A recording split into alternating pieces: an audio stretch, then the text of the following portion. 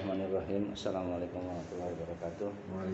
Alhamdulillah nahmaduhu wa nasta'inu wa nastaghfiruh wa na'udzu billahi min syururi anfusina wa min sayyiati a'malina may yahdihillahu fala mudilla lahu wa man yudlil fala hadiya lahu. Asyhadu an la ilaha illallah wa la syarikalah, asyhadu anna Muhammadan abduhu wa rasuluh.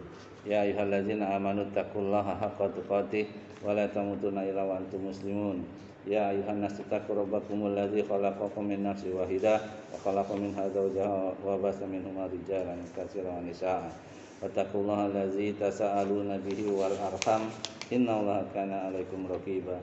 Ya ayyuhallazina amanu taqullaha wa qulu qawlan sadida yuslih lakum a'malakum wa yaghfir lakum dzunubakum wa may yuti'illah wa rasulahu faqad faza fawzan 'azima. Amma ba'du fa inna khairal kalami kalamullah wa khairal hadi hadi Muhammad sallallahu alaihi wasallam wa sharral umur muhdatsatuha fa inna kulla muhdatsatin bid'ah wa kulla bid'atin dhalalah wa kulla dhalalatin finnar. Kita masih Syarah Nabawiyah. Waktu yang lalu kita masuk ke poin keemiran Hijaz ya, sudah sampai di peninggalan-peninggalan Qusay bin Kilab ya. Di antaranya itu adalah Darul Nadwah yang didirikan di samping utara Masjid Ka'bah ya, Masjidil Haram ya, dan menjadikan pintunya mengarah ke masjid. Darul Nadwah. Darul Nadwah itu merupakan tempat berkumpulnya orang-orang Quraisy yang di dalamnya dibahas rincian tugas-tugas mereka. Ia merupakan tempat yang meninggikan martabat Quraisy karena dapat menjamin kata sepakat di antara mereka dan menyelesaikan sengketa secara baik. Jadi Darun Nadwah itu seperti apa ya? Gedung ya, gedung pertemuan untuk pernikahan misalnya, untuk apa gitu kan, rapat. Nah di situ tuh deket Ka'bah itu, tapi sekarang udah nggak ada itu, udah nggak ada. Di depan Ka'bah katanya, pintu Ka'bah. Depannya. Iya. Ada udah. Di samping utara katanya, di samping utara yang sebelah saya nggak tahu ya. Masjid Ka'bah itu Masjidil Haram. Di antara itu sudah selesai ya waktu yang lalu. Sekarang di antara ciri-ciri yang menunjukkan kepemimpinan dan kemuliaan Qusay. Ini Qusay bin Kilab ya, Qusay. Yang pertama itu mengharuskan ya mengepalai Darun Nadwah, di mana di dalamnya mereka berurun rembuk tentang masalah-masalah strategis yang menimpa mereka dan juga sebagai tempat mengawinkan anak-anak perempuan mereka ya, seperti perkumpulan mereka atau gedung ya. Yang kedua, pemegang panji-panji perang tidak akan diserahkan kepada orang lain selain ke tangannya atau ke tangan salah seorang dari anak-anaknya, dan harus dilangsungkan di Darun Nadwah, markas lah istilahnya itu ya. Yang ketiga, kepemimpinannya atau kegunaannya atau mereka rapat itu ya. Yang ketiga, qiyadah itu yakni wewenang memberikan izin perjalanan. Kafilah penduduk Mekah tidak akan bisa keluar untuk berniaga atau selainnya kecuali atas perintah atau anak-anaknya. Nah, jadi rapat di pertemuan gedung itu ya, namanya Darun Nadwah. Yang keempat, yang pertama tadi qiyadah, yang keempat hijabah. Hijabah itu wewenang menutup Ka'bah atau pintu Ka'bah, tidak boleh dibuka kecuali oleh Qusay dan keturunan tadi. Dialah yang mengurusi pelayanannya. Yang kelima, siqoyah. Siqoyah itu maksudnya wewenang menangani masalah air minum bagi jemaah haji. Dalam hal ini mereka mengisi penuh kolam-kolam air yang mereka beri pemanis dengan kurma dan kismis. Dengan begitu jemaah haji yang datang ke Mekah bisa meminumnya. Jadi air zam-zam nggak ada, udah ditutup waktu itu kan sama suku Jurhum. Nah, udah ditutup. Yang keenam, ripadoh. Ripadoh itu maksudnya wewenang menyediakan makanan. Dalam hal ini mereka menyediakan makanan khusus buat tamu-tamu mereka, maksudnya jemaah haji ya. Qusay mewajibkan kharaj, semacam pajak kepada kaum Quraisy yang dikeluarkan pada setiap musim haji dari harta mereka untuk diserahkan kepada Qusay bin Kilab tadi ya. Lantas hal tersebut dipergunakan untuk menyiapkan makanan buat jemaah haji, khususnya bagi mereka yang tidak memiliki uang dan bekal yang cukup. Nah, jadi orang-orang Quraisy dipajakin, tapi pajak itu untuk jemaah haji gitu. Jadi mereka itu sebenarnya dermawan, Pak. Orang jemaah haji dikasih minum, ya kan? Walaupun nggak ada air zam-zam di situ ya, dikasih air zam-zam itu dikasih pemanis, kurma dan tadi itu kismis gitu. Terus makanannya ya makanan mereka gandum kan, roti kan, makan pokok mereka. Mereka itu dermawan sebenarnya itu. Semua hal tersebut adalah menjadi wewenang Qusay. Sedangkan anaknya Abu Manaf juga otomatis telah memiliki karisma dan kepemimpinan semasa hidupnya. Dan hal itu diikuti juga oleh adiknya Abduddar.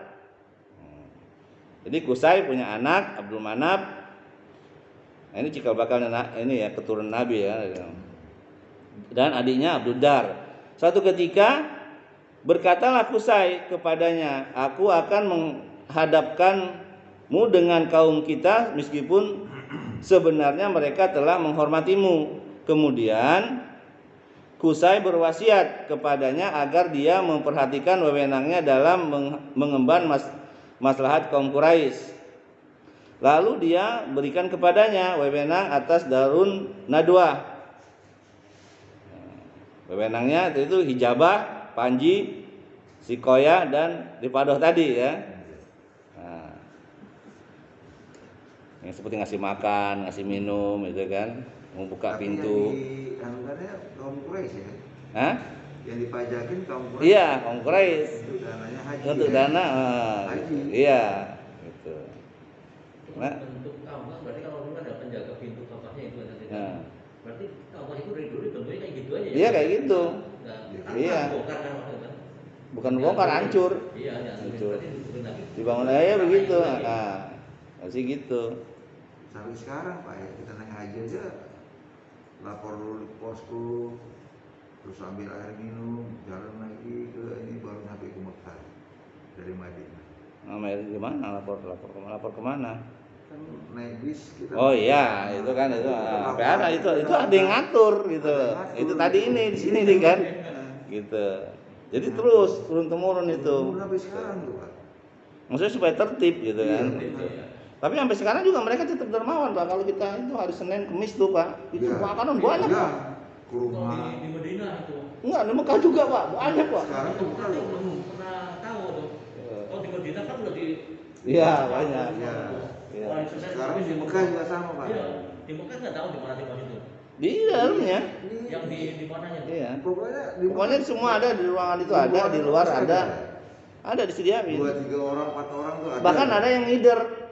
Halal. Iya, ngasih makanan dia. Iya. Oh yang di Senin Kamis itu. Kalau di Madinah emang benar dia. Mereka berlomba-lomba ya, berlomba-lomba untuk sedekah ya, insyaallah ya. Mau ngasih ke kamar-kamar mau dia juga pakai lampu begini, booking. Benar. Iya. Tadi ya. Qusay termasuk orang yang tidak pernah ingkar dan mencabut kembali apa yang telah terlanjur diucapkan dan diberikannya. Semua urusannya semasa hidup dan setelah matinya ibarat agama yang harus diikutinya.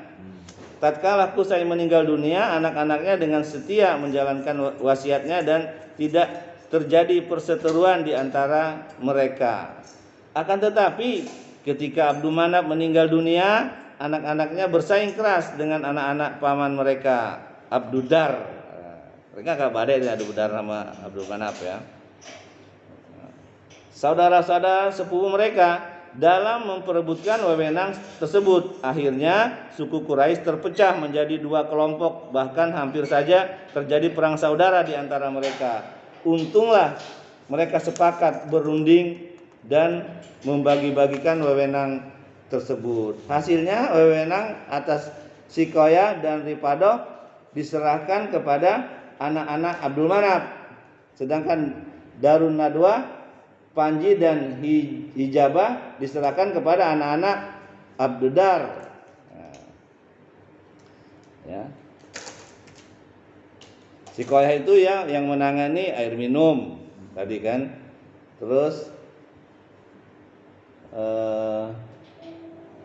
Ripadoh itu yang memberi makan. Jadi tugasnya itu Abdul Manaf tuh. Sedangkan Darun Nadwa itu panji.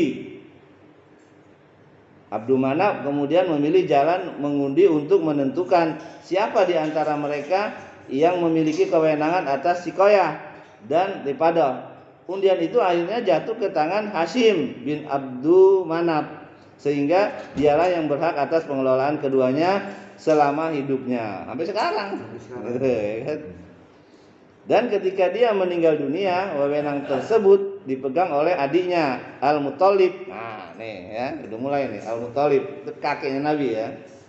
Al-Muthalib bin Abdul Manaf, yang diteruskan kemudian oleh Abdul Muthalib bin Hashim bin Abdul Manaf, kakek Rasulullah sallallahu alaihi wasallam. Kewenangan tersebut terus dilanjutkan oleh keturunannya hingga datangnya Islam, di mana ketika itu kewenangannya berada di tangan Al-Abbas bin Abdul Al-Muthalib, pamannya Nabi.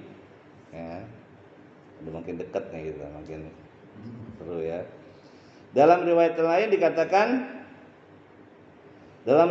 lain dikatakan bahwa Qusay sendirilah yang membagi-bagikan wewenang atas urusan-urusan tersebut di antara anak-anaknya untuk kemudian mereka wariskan secara turun-temurun.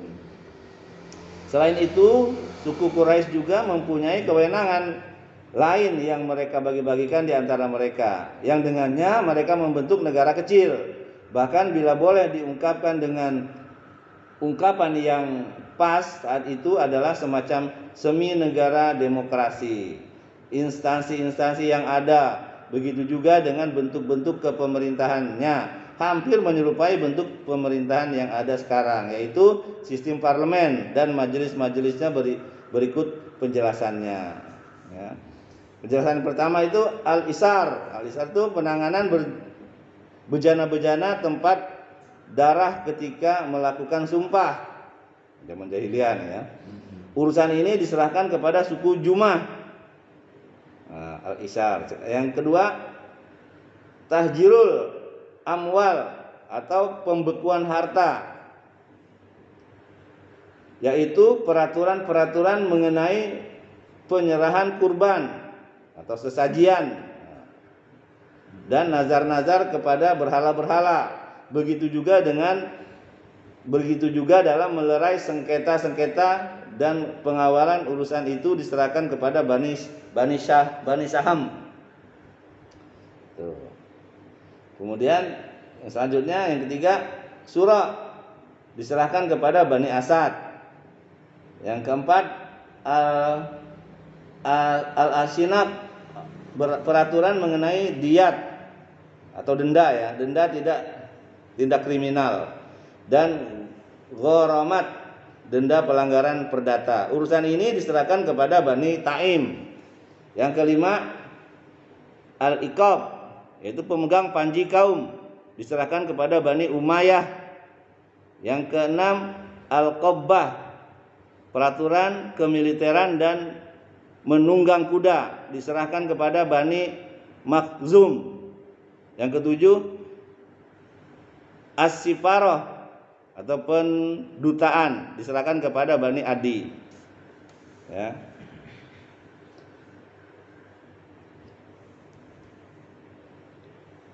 Gitu. Jadi itu sistem parlemen mereka sudah diatur. Ya, yang mengatur ya itu tadi dari Qusay bin Kalab dan keturunannya. Nah, itu pemerintahan emir-emir di Hijaz sudah selesai. Sekarang masuk ke pemerintahan di seluruh negeri Arab. Ya. Di bagian muka telah kami singgung tentang kepindahan kabilah-kabilah Khotan dan Adnan. Begitu juga dengan kondisi negeri-negeri Arab yang terpecah-pecah di antara mereka sendiri. Kabilah-kabilah yang berdekatan dengan Hira tunduk kepada Raja Arab di Hira. dan suku-suku yang tinggal di pedalaman Syam tunduk kepada Raja Gosan. Hanya saja ketundukan mereka ini bersifat simbolis, ya, bersifat simbolis belaka dan tidak efektif. Sedangkan kabilah yang berada di daerah-daerah pedalaman di Jazirah Arab mendapatkan kebebasan mutlak. Sebenarnya setiap kabilah tersebut memiliki pemimpin yang diangkat oleh kabilahnya. Begitu juga kabilah mereka ibarat pemerintahan mini yang pilar politiknya adalah kesatuan ras dan kepentingan yang saling menguntungkan dalam menjaga tanah air secara bersama dan membendung serangan lawan. Jadi kesukuannya masih kental mereka itu, ya, ras. Kedudukan kepemimpinan kabilah tersebut di tengah kaumnya seperti kedudukan para raja. Artinya setiap kabilah selalu tunduk kepada pendapat pemimpinnya baik dalam kondisi damai ataupun perang, dan tidak ada yang berani menyanggahnya. Dialah yang memiliki semua kekuasaan dan pendapat yang absolut. Bak seorang diktator yang kuat. Sampai-sampai jika salah seorang dari mereka marah, maka marah pula lah beribu-ribu pedang yang berkilatan tanpa bertanya apa penyebab kemarahannya. Hanya saja persaingan dalam merebutkan kepemimpinan yang terjadi di antara sesama keturunan atau paman sendiri kadang membuat mereka sedikit berbasa-basi di hadapan orang banyak. Hal itu tampak dalam perilaku dalam berderma, menjamu tamu, menyumbang, berlemah lembut, menonjolkan keberanian dan menolong orang lain. Hal itu mereka lakukan semata-mata agar mendapatkan pujian dari orang, khususnya lagi para penyair yang merangkap sebagai penyambung lidah kabilah pada masa itu. Di samping itu, mereka lakukan juga agar derajat mereka lebih tinggi dari para pesaingnya. Itu cuma pura-pura doang ya, ngasih biar dipuji ya gitu. Dari zaman dulu dah. Iya, itu. Mereka jadi setelah ada Islam berantas dah itu namanya, jadi kayak gitu kan, itu namanya riya. Jadi dari zaman itu riya itu udah muncul. Oh, udah muncul. Tujuannya sebelum Nabi aja udah ada. Udah. Makanya diutus kan. Para pemuka dan pemimpin kabilah memiliki hak istimewa sehingga mereka bisa mengambil bagian dari harta rampasan perang berupa bagian yang disebut mirba, sopi, nasitot atau nasitoh atau fudul dalam menyifati tindakan ini. Seorang penyair bersenandung, bagimu bagian mirba, sofi, nasitah dan fudul dalam kekuasaanmu terhadap kami. Yang dimaksud dengan mirba adalah perempatan atau seperempat harta. Ya, yang dimaksud mirba itu seperempat harta, rampasan perang ya, rampasan. As-sofi adalah bagian yang diambil oleh pemimpin kabilah untuk dirinya sendiri. An-nasitah adalah sesuatu yang didapat oleh pemimpin kabilah di jalan sebelum sampai pada musuh. Sedangkan al-fudul adalah bagian sisa dari harta rampasan yang tidak boleh dibagikan kepada individu-individu atau para pejuang seperti keledai, kuda dan lain-lainnya. Ya, zaman jahiliyah ya begitulah. Yang kuasa yang beruntung gitu. Nah, sekarang masuk kondisi politik. Setelah kami menjelaskan tentang para penguasa di negeri Arab, selanjutnya kami akan menjelaskan sedikit gambaran tentang kondisi politik yang mereka alami. 3 wilayah yang terletak berdampingan dengan negeri asing, kondisi politisnya sangat lemah dan merosot serta tidak ada perubahan yang menonjol. Mereka dikelompokkan kepada golongan tuan-tuan dan para budak atau para penguasa dan rakyat. Para tuan-tuan terutama bila mereka orang asing memiliki seluruh kambing, sedangkan para budak sebaliknya, yaitu mereka semua wajib membayar upeti. Dengan ungkapan lain yang lebih jelas bahwa rakyat ibarat sebuah sawah yang selalu mendatangkan penghasil untuk dipersembahkan kepada pemerintah yang memanfaatkannya untuk bersenang-senang, melampiaskan hawa nafsu, keinginan-keinginan, kelaliman dan upaya memusuhi orang. Sementara nasib rakyat sendiri tidak karuan. Hidup tidak menentu. Kelaliman menimpa mereka dari segala arah. Namun tak seorang pun di antara mereka yang mampu mengadu. Bahkan mereka diam tak bergerak terhadap tamparan atau kelaliman dan bervariasi siksaan yang berlaku kala itu adalah hukum tirani. Masya Allah ya. Sedangkan hak-hak asasi hilang, ternoda. Adapun kabilah-kabilah yang berdampingan dengan kawasan ini adalah orang-orang yang tidak mempunyai pendirian, yang dilempar ke sana kemari oleh hawa nafsu dan ambisi pribadi. Terkadang mereka berpihak kepada penduduk Irak dan terkadang juga berpihak kepada penduduk Syam. Kondisi kabilah-kabilah dalam Jazirah Arab tersebut benar-benar berantakan dan tercerai-berai. Yang dominan pada mereka adalah perseteruan etnis, perbedaan ras dan agama. Seorang dari mereka sampai mengeluh. Keluhannya, aku tak lain adalah seorang pelacak jalan. Jika ia tersesat, maka tersesatlah aku. Dan jika sampai ke tujuan, maka sampailah pula aku. Selanjutnya, mereka tidak lagi memiliki seorang raja yang dapat menyokong independensi mereka atau seorang tempat merujuk dan dipegang pendapatnya dikala tertimpanya kesusahan. Jadi berat juga ya rakyat di sana ya pada zaman jahiliyah ya. Soalnya ada zaliman timbul. Iya. Sedangkan kondisi pemerintahan Hijaz sebaliknya, seluruh mata orang Arab tertuju kepadanya dengan memberikan penghargaan dan penghormatan. Mereka menganggapnya sebagai pemimpin dan pelayan sentral keagamaan. Realitasnya memang pemerintahan tersebut merupakan akumulasi antara palang pintu urusan duniawi sekaligus pemerintahan dan kepemimpinan keagamaan. Ketika mengadili persengketaan yang terjadi antara orang-orang Arab, pemerintah tersebut bertindak mewakili kepemimpinan keagamaan, dan ketika memberikan keputusan di lingkungan hal haram dan hal yang berkenaan dengannya, maka ia lakukan sebagai pemerintah yang mengurusi kemaslahatan orang-orang yang berkunjung ke Baitullah dan masih menjalankan syariat Nabi Ibrahim. Jadi mereka tawaf itu syariatnya Nabi Ibrahim ya Pak ya. Gitu. Iya. Islam udah ada Pak. Ya, bukan udah ada, tapi syariat Ibrahim, Nabi Ibrahim. Karena semua nabi itu kan Islam, Pak. Islam itu mengajarkan tauhid, gitu. Islam secara benarnya setelah Rasulullah. Nah, gitu.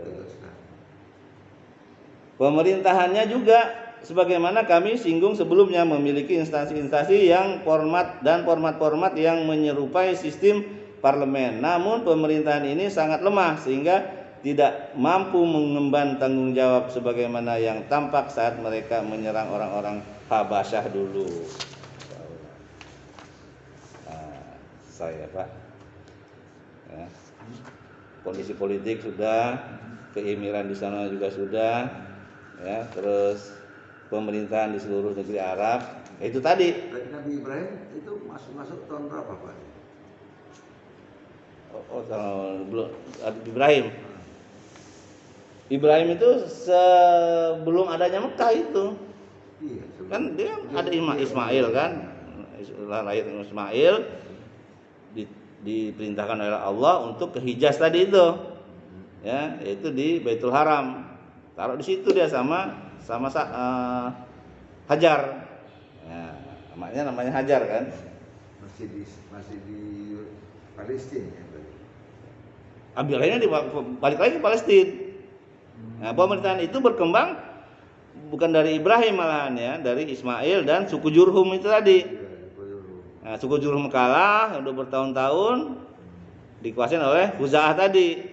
Nah, Khuza'ah sehingga sumur Zamzamnya ditutup sama suku Jurhum selama 300 tahun itu nggak ada. Jadi minum dari kan nggak ngambil air kan tadi dijelasin kan. Nah, tugas mereka itu ya dari suku Khuza'ah itu tadi.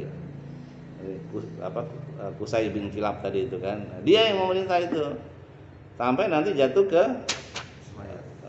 Ismail sudah lewat. Lewat. Udah lewat. Ini sampai nanti ini udah mendekati Nabi nih.